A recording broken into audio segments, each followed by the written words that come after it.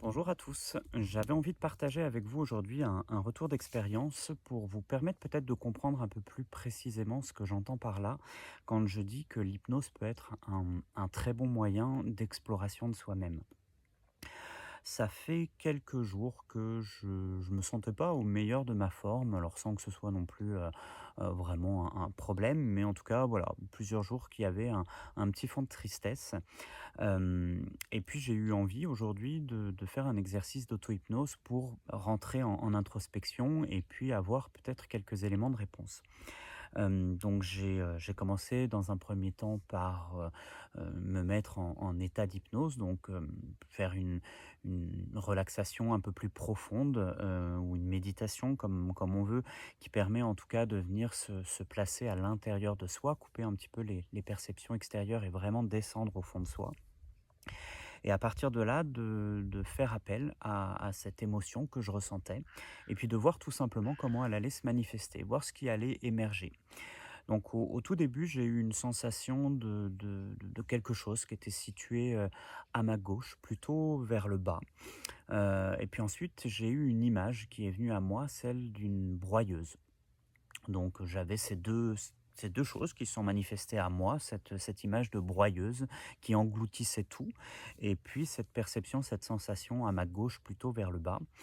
Et à partir du moment où voilà, où l'émotion se manifeste par un biais quel qu'il soit, hein, moi c'était, à l'aide de ressentis et d'une image. À partir de là, vous pouvez commencer à questionner ce qui se présente.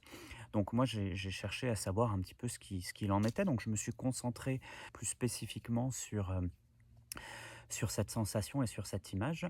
Et là, j'ai eu, c'est un petit discours intérieur, hein, qui se met en place, cette phrase de, bah, «Je détruis tes rêves. Je suis là pour détruire tes plus grands rêves».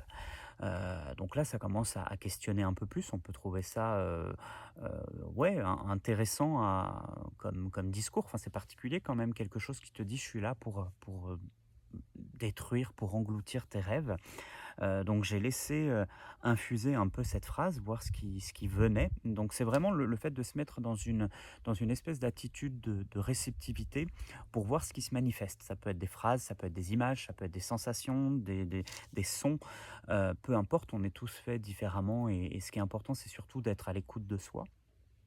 Et donc moi, c'était, là, à ce moment-là, cette phrase de: «Je suis là pour engloutir tes rêves». Et plus je me concentrais dessus, plus ce qui me venait, c'était en fait une broyeuse qui s'était mis en place plus tôt dans ma vie, quand j'étais plus jeune, et qui avait cherché à me protéger, qui avait cherché tout simplement à m'éviter d'avoir de trop gros rêves, de trop beaux rêves, parce que j'allais être déçu, parce qu'on allait me faire du mal, parce qu'on allait les piétiner, ces rêves, et que j'allais souffrir. Donc cette broyeuse, en fait, elle s'était mise en place, assez tôt dans ma vie pour m'éviter tout simplement de souffrir.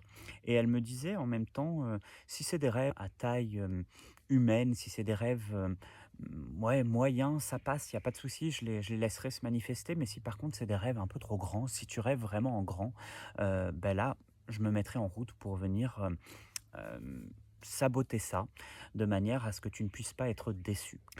Donc à partir de là, moi, c'est des choses que je trouve vraiment passionnantes. Je trouve ça super intéressant, parce qu'on a accès là à des mécanismes, des choses qui se mettent en place malgré nous, dont on n'a pas conscience. Et c'est un super terreau à partir duquel travailler. Donc de là, je me suis relié vraiment à cet auto-saboteur, à cette broyeuse qui avait décidé d'engloutir tous mes rêves, pour déjà dans un premier temps la remercier, lui dire sincèrement, que j'avais entendu son message, que j'étais, heureux et content, qu'elle ait su me protéger de la désillusion, de la déception, de la souffrance, mais qu'aujourd'hui j'avais bien grandi, que j'étais plus le jeune Xavier, qu'aujourd'hui j'avais 40 ans et que j'avais toujours besoin d'elle, mais peut-être de façon un peu différente. Donc je me suis adressé à elle directement pour lui dire: «Merci, merci d'avoir été là, merci de m'avoir protégé. Simplement aujourd'hui, j'aurais besoin que tu te mettes à mon service de manière un peu différente. Plutôt que de chercher à engloutir mes rêves, j'aurais besoin au contraire que tu les alimentes, que tu mettes ton énergie, au service de ces rêves, que tu me permettes de les alimenter toujours plus en joie, en énergie pour que je puisse avoir vraiment la force de dépasser mes limites et d'atteindre justement ces objectifs».